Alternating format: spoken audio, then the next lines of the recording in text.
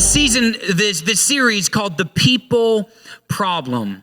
And the whole idea is we're navigating the very best and the very worst part about life. And it's the same thing. It's people.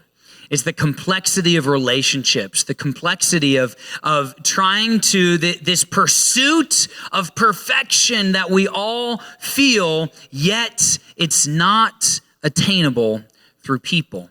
Somehow we're still surprised when imperfect people do imperfect things and we're hurt by it. When we're still surprised by the level of messed up that we still are after years of working on us, right? I'm working on me, and man, I'm still surprised how much I don't have it figured out. The problem is people. And last week we talked about how every single person, we got to expect the mess. We got to expect the mess, and that every single one of us comes with bruises, blind spots, and bad days. We got past hurts and traumas, that's bruises. We got things that just, when you poke it, you didn't even know that you were poking something that hurt me a lot, but it hurts. I got blind spots, things that I just don't know, and I don't even know that I don't know, right? Every single person has that. And we've all got bad days, and we got to give grace to people. Even though every single one of us, every single person we're talking to is going to come with bruises, blind spots, and bad days. But guess what? We do too. We do too. And the things that may frustrate us about the person that we're talking to, or the person that hurt us, or the person that we're interacting with, sometimes we're frustrating them for the exact same reason, but we have no clue how blind we are in an area, how easily offended we were by something, or how we just didn't respond right on that day, and they felt it, right? And so we got to give grace to each other. We got to give grace to ourselves, and we got to recognize that I must expect the mess in those around me and in myself while I give grace to each of us. Give grace to the people I'm around, give grace to myself. That is what we're talking about. And what I believe it's so important, where you can expect the mess is anytime that you step into authenticity. You don't have a mess when you're coming in with all your protective bubble on, right? When you walk in like Bubble Boy, and you walk in and you got this like giant bubble around you, and guess what? You won't get messy. And guess what? You won't get real. You won't actually get to have contact with people. You won't actually get to experience people and for people to actually experience you. And I think that's scarier. I think it's scarier to live and to die without ever being known than it is to be discovered. I think being seen for our mess is our greatest fear and oftentimes our biggest solution.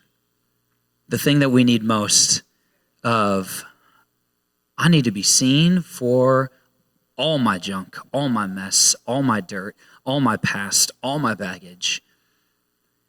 And maybe find someone who still loves me anyway. Because guess what? I know one person that loves perfectly and is not fooled by any of this facade that we put on. And that is God. God sees your heart. God sees my heart. God sees all the past. God sees all the good, all the bad, all the ugly. And he says, stop faking it to me. I see it all. I still want you. I still love you. I still choose you. You still matter. You still got things that are coming ahead of you. You are not done, and I'm not done with you. I got a purpose and a plan for your life. Come on. Has anybody needed a little bit of that from God every once in a while? A little pick me up, a little bit of, I still got grace for you. That is life-changing. When you can find someone who sees all your mess and still loves. It's hard because we're dealing with trying to find it in people. You got a whole bunch of imperfect people that we're expecting a perfect result from. But today, when we look at how do we live in authenticity, how do we expect the mess? One area that we need to expect the mess is in groups. Because in our groups, what groups are is they're just small groups of people that meet all around the metro area in homes. We got groups meeting at Oakview Mall. No, not Oakview, Westroads Mall. We got, and really what this is all about fighting for authenticity and finding a group of people that we can be real with and we can also still be loved, still be accepted. And it's all right. We got so many groups that we can, that I help lead a men's group with David. He's, I think, listen, actually backstage, he's playing keys. But man, we got another group that we're doing that's a little bit different. I want to talk about it for just a second. It is not really a group. It's more of a forum. But we're calling it a group because we're launching it with the groups in the season. But really the idea, it's called Truth Talks. And it's led by Femi. Right over here, can you wave, Femi? And myself. And I'm really excited for this one. You don't have to be, if you may be in another group, you can still come. You don't have to come to Collective. You don't have to any of this stuff. You don't have to have anything figured out. The whole idea behind Truth Talks is we are going to Westroads Mall, right across from Flagship Commons, that little like area where Jones Brothers is. And if you guys know what I'm talking about, I think they call it the Lounge, something like that. We're going to hang out over there. There's a little quiet nook over there. And we're going to have real life discussion. We're going to talk about, basically, this is what they would do in Scripture, in the Bible. Jesus on Sabbath would go to the temple or would go to a synagogue, which is basically like the local church of that city. He'd go in and he'd teach a little bit. He'd open up a scroll, he'd read from it, and he'd say, this is what that means. And then they discuss it and debate it and go wherever conversation goes for the rest of the day. And that's really like the whole concept and the whole idea of what teaching looks like in the temple, in synagogues. And I want to incorporate that a little bit here. Because there's some topics that I go, man, I want to address them, but I don't think it's the best topic to address when I've got a mic and I've got a stage and you do not. And the reality is there's some topics that need discussion, not teaching. There may need to be a little bit of direction. We got some ground rules, but here, the real idea, and that's what we're going to be talking about. And so I want to encourage you guys to come every other Sunday night, starting tonight, 6 p.m. at Westroads Mall in that lounge area. And Femi and I are going to be talking and just opening up discussion and letting it go wherever it goes. All right, so I'm excited about that. But one of the things today, I want to talk about the people problem. The name for the message today is called Just Do Your Job. Just do your job, right? And so it's funny because actually I looked up some stats and on wasting time at work. Wasting time at work. Now, I know none of us can relate to this. None of us we're not included in these stats, okay, right? We're all the most diligent people in the world. But we are the 11% of this next. 89% of workers admit to wasting time every day. Every day at work. 89% of people admit to it. Next up, U.S. employees spend an average of 2.9 hours per 8-hour day doing non-work activities. Listen, I'm a pastor. I'm not a mathematician, but that's a high percentage. I feel like that's probably not the goal of what the employer's looking for. And here's the other: 64% of employees admit to visiting non-work related websites at work every day. Listen, I don't, that email can wait. I got to check up on my team. I got to check up on what's going on with the Queen's funeral. I got to check up on what's going on here. You know, like, we got things that we're looking up for, right? We're got to figure out. The reality is that people, we waste time at work all the time, and we're doing things that aren't our job. One example that I found is my kids. We got 3 kids. Elijah is 9, Zion is 7, and Ariah is 5. And the 9-year-old is Elijah is so organized. He's the most organized person in the house. He is, like, by far. When he's got free time, he's like, I'm going to go take care of my garden. I'm going to go clean this. I'm going to go, he's always thinking about what can I do? And so he's very responsible. But every once in a while, this whole, like, idea of I'm going to do something, I'm going to help, and I'm going to do whatever I can goes a little bit too far. Right? Like when his little brother or sister are doing something wrong, because he never does, right? And but when they're doing something wrong, and he goes and he doesn't just like say, hey, watch out, I'm going to tell on you. But the other week, he grabbed his little sister's arm and he goes, you stop that right now. And I'm like, listen, dude, you need to be the brother. Let mom and dad be the parents. Just do your job, okay? Because she was like, hey, everybody twisted my, and you know, like, and then as soon as I was like, you're all right, she's like, okay. You know, she's a little drama queen, but the reality is, we got Elijah loves to help and loves to serve, but sometimes I'm like, just do your job. Just be an amazing brother, be an amazing son. You don't have to worry about being a parent. You don't have to worry about taking care of whatever it may be. Just do your job. Let me worry about that stuff. And that's, I think, where we often find ourselves. We often find ourselves trying to do things in relationships with people and even with God that we were never created to do. Never created to do. And the problem with that is that we are overstepping and we're taking responsibility for things. If I actually wanted my 9-year-old to parent the other kids, the amount of pressure that he would be experiencing, though he thinks he wants to in that moment, wants to resolve that problem right now and not wait for mom and dad, the reality of that is going, that's not your job. I want you to be my 9-year-old boy. I want you to love it. I want you to have fun.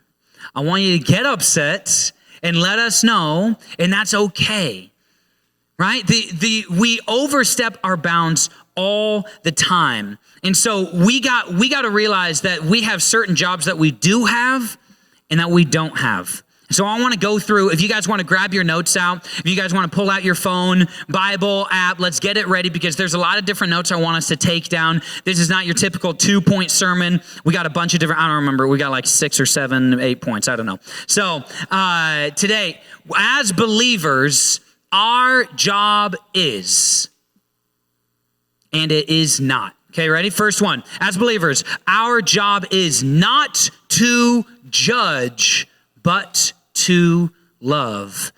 Whew, we can just stop right there. Oh man. All right. Altar call. We need to respond. We need to lay something down at the altar because man, the reality is that as believers, when you see something and when something gets revealed to you and you see that it's right and that truly, this is right, that is wrong, is really easy to want to tell and to demand it of other people. The whole idea of what God called us to do, Matthew 7, 1 through 2, Jesus does not take this lightly. This is in the Sermon on the Mount. Matthew 7, 1 through 2 says, do not judge, or you'll be judged. For in the same way that you judge others, you will be judged. And with the measure you use, it'll be given back to you. You hold other people to that, I'm going to hold you to that. You don't want to give them grace, you won't get grace. That's what God's saying. Whew. He doesn't take it lightly. He does not take it lightly. It's intense how genuinely, he's like, I give you so much grace. Don't you dare withhold that from other people. And so the reality of this is actually, it's interesting. We can get into this at another time, but judging, we got to understand that it's different to judge than it is to perceive right and wrong. The whole idea is this condemnation or this, I know where your eternity, I know your heart, I know where you stand, and I know where God's sending you when you die. Like that side and this condemnation side, this being judgmental. Don't be judgmental, right? No one should be that. Don't be condemning, but there's actually some areas that we're called to respond differently. Scripture says that we are actually, we are not supposed to judge those who do not follow Jesus like people who are following Jesus. Why in the world would you hold someone to the standard that Jesus calls if they have not submitted to him? We got to let some stuff go. We got to expect the world to love sin, to embrace sin, to sign off on sin. And we got to look at that and go, I expect that, but I don't accept it for me. I'm not going to stay there just because you're doing it. Maybe it's even because another believer's doing it. But here's the interesting thing. As believers, as people who say, I'm following Jesus, we're actually told to call each other to a higher standard. So the problem that the world is going, man, the church is so judgmental. I walk into that church. I haven't been in church in years or ever. I walk in and everybody's like, you ain't wearing the right clothes. Or like, what word did you just say? Or like, oh man, I talked to that Christian and they're just so, everything I say, I can't sneeze around them without them being like, bless you, you need those blessings. Like, watch out. And like, oh my goodness, what's going on? And that's what the world kind of perceives faith and Christianity as, when in reality, I wish it was, holy smokes, Christians are so gracious, are so kind, are so loving, are so accepting. But it makes me a little nervous to join their group because they hold each other to a high standard. Like they'll call each other out and then they smile and hug each other after it. Like, what's going on? I don't get it. How do they do it? And the reality is, it's when we come and we expect the mess. That's why that's the first message in all of this series, is because I'm expecting your imperfection. I'm expecting my imperfection. And so when you call me out for something, I go, yeah, I got a lot more issues than that. So thank you. Let's embrace this and let's run forward. Let's keep going. Let's do this together. Help me to learn from you and help me to run. Okay. And so it is not to judge, but to love. The greatest commandment is love the Lord your God with all your heart, with all your soul, with all your mind, with all your strength. And the second is like it, love your neighbor as yourself. Stop there. Don't add anything else to it.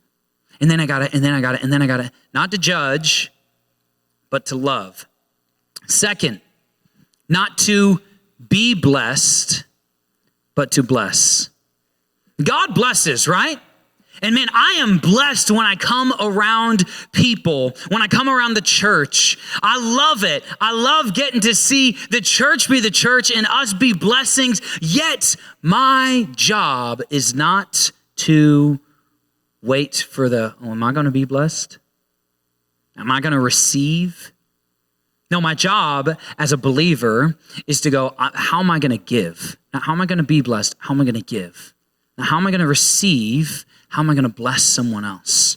And when I come in with that mindset, when I come in going, I want to give, not just to receive, that is where we actually see the kingdom come alive. Because Romans 1, 11 through 12, I think you guys have this. Romans 1, 11 through 12, Paul is talking about going and seeing the people who live in Rome, the Romans, and he's writing a letter to them. And this is what he says. And he says, I long to see you so that I may impart some spiritual gift to make you strong. That is that you and I may be mutually encouraged by each other's faith. What is he doing? He's coming to minister. He's coming to love. He's coming to give. Yet when you come to give, you find, oh my goodness, this is just reciprocal. It just keeps on going. When I give to you and then you're a blessing and then I'm a blessing and then I want to outdo each other in showing honor. I want to, that's why it's this constant, I'm coming to give, not coming to receive. This is this is opposite of what culture says. What does culture say? Consume. What's best for you? What do you like? What does it do for you? What has it done for you lately? How has it served you right now? I know it helped you out back then, but now this is what Jesus says. He says, how have you given? How have you blessed? How have you cared? How have you invested? That's how, isn't that like, it flips it all on its head. And he says, the way you are blessed is by being a blessing. And when we do that, God says, I will bless you and you'll continue to be a blessing. And then this flow, when I see that I can give to you and you can get, and you naturally, generously give, I'll give to that. God loves to give to that. Okay, so not to be blessed, but to bless. Here's a tough one. As believers, our job is not their actions, but our response. This is a hard one to practice. This is a hard one to actually live out. When someone sins against me, when someone comes against me, when someone says things about me, my job is not to control and to change their actions. My job is to respond as best as I can, which may mean for a brother or sister in Christ, a little bit of a call out and go, hey, that's not okay. But my job is not your actions. My job is my response. In fact, one of the hardest things that I've found is implementing when Jesus says, if someone comes and slaps you on one cheek, turn the other cheek. Don't retaliate. Revenge is not for you. God is the judge. You're not the judge. God's your defender. You're not your defender. There's a lot of us that are tough in this room that go, I can defend myself. I can do that. Don't you worry. I can tear them apart with my words. Don't you worry. I know how to demolish them in argument.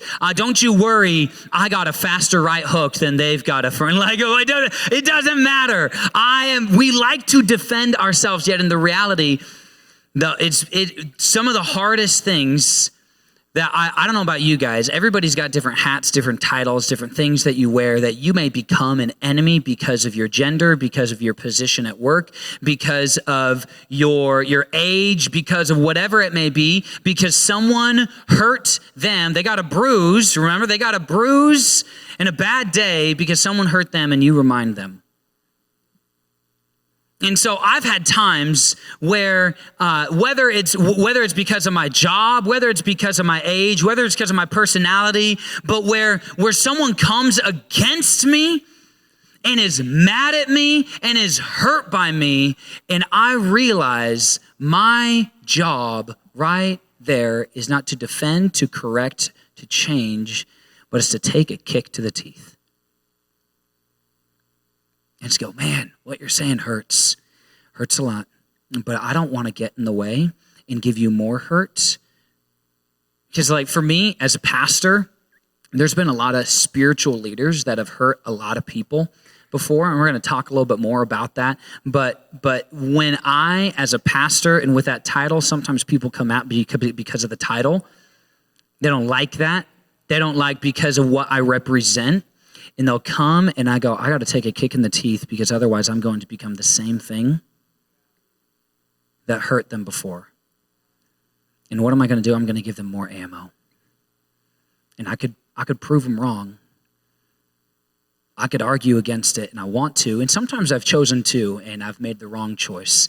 And I apologize if I have done that to you. But what I wanted, the right response is to take a kick in the teeth, take a slap in the cheek, and turn the other. Because I don't want to get in the way of your journey to health. Sometimes that's our job. In fact, I find it's important to, as a believer, to be an open door is what my job is. And that actually steps into our next, as believers, our job is to not to perform or to produce, but to obey. Not to perform. Oh, you know what? I'm skipping one. Not to restore, but to forgive. Let's do that one first. I'm getting ahead of myself. Not to restore, but to forgive. This comes from Romans, I think chapter 12. Let me get over to my notes. Can we pull that up? Romans 12:18. And this is where Paul says, if it is possible, as far as it depends on you, live at peace with everyone. Live at peace with everyone. This is your job. It's not within your control. If it's possible, recognizing it may not be possible, as far as it depends on you, recognize it takes two to tango. Do your best to live at peace with everyone. Now, what does this mean? This means I got to step out of the way. I got to get myself, my offenses, my hurt, my anger, my all those issues out of the way so that maybe I'm the enemy, maybe I'm the bad guy, but I got to do my best. I just got to do my part. I just got to choose to love as best as I can. I got to take the hit, especially if I've done the hurting, if I've done the offending, if I've done the sinning.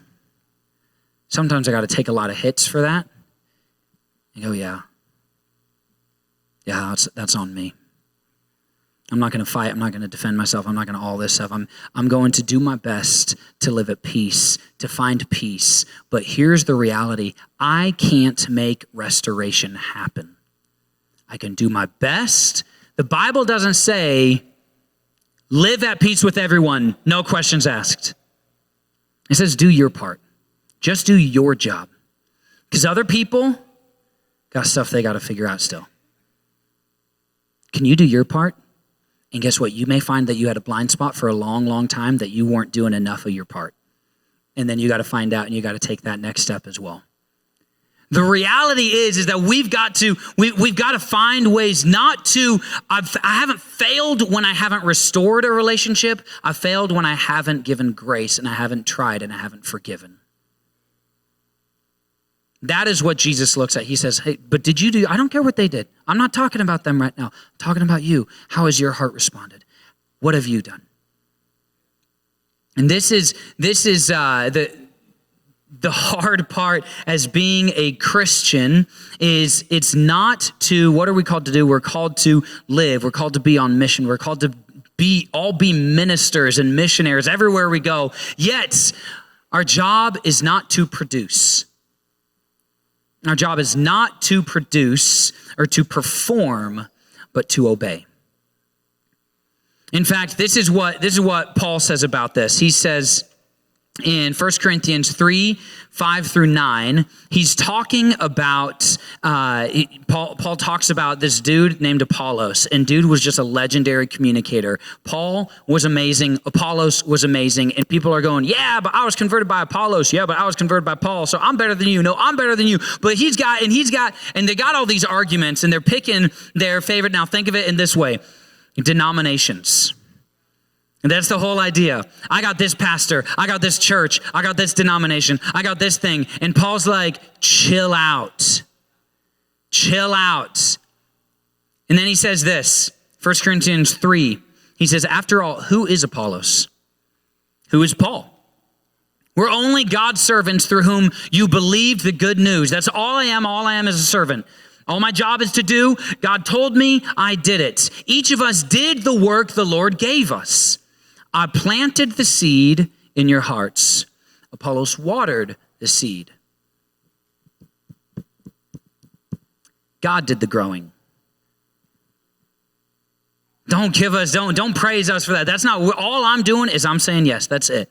God did the growing. And the reality of this is that is in terms of producing, in terms of performing, we get stuck in this all the time. I'm not doing enough. I'm not seeing enough fruit. I'm working so hard. Now, if you're not trying hard, if you're not working hard, this probably isn't for you. This is probably the opposite of going, hey, well, you got to do your part. You got to step up in the game. You got to come in. You got to start playing. Get off the sidelines and get into the game. But when you're in the game, and if you're like, it's football season, right?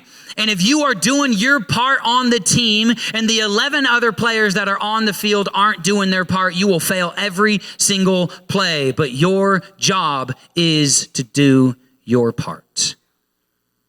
Do your part. It's not to produce results. It's not to perform and to get to a certain level of approval as if I can do anything to earn God's grace, as if I can do anything to impress God, where he's like, wow, you really woke up at what time? How many weeks in a row did you help set up Collective Church? Wow. Like, he recognizes it, he sees it, and he goes, thank you, you're making an investment into eternity.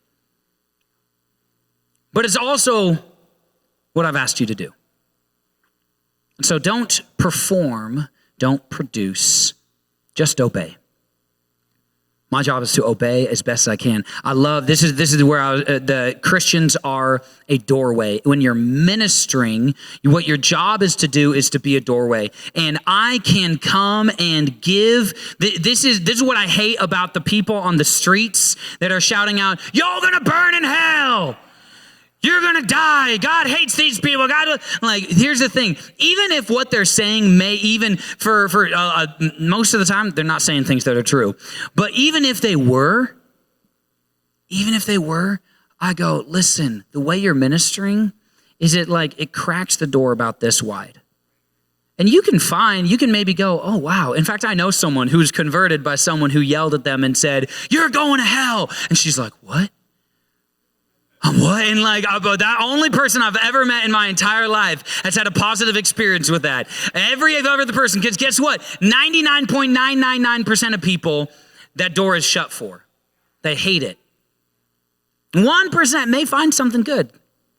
Here's the reality. My job is to get out of the way, to open up the door as wide as possible, so that you can experience God, not me. What I do is I get in the way. Drew's imperfect. Drew's messed up. Drew doesn't have his stuff together. God does. And so if I can come in and recognize my imperfection, reveal my mess, and go, yeah, but that's God, and get out of the way.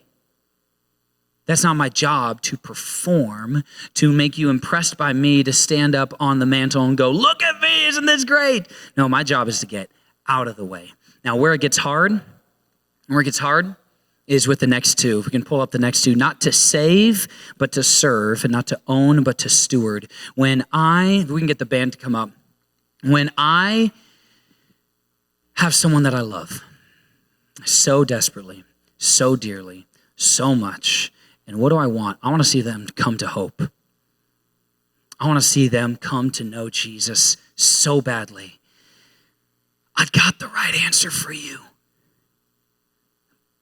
And I can hold it out for you, but I can't make you take it.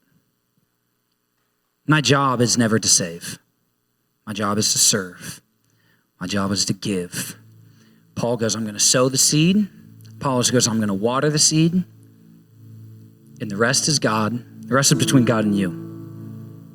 Because there are some things that God can't do, and what he won't do is he won't intervene in your own will. You want to run away from me, he goes, okay.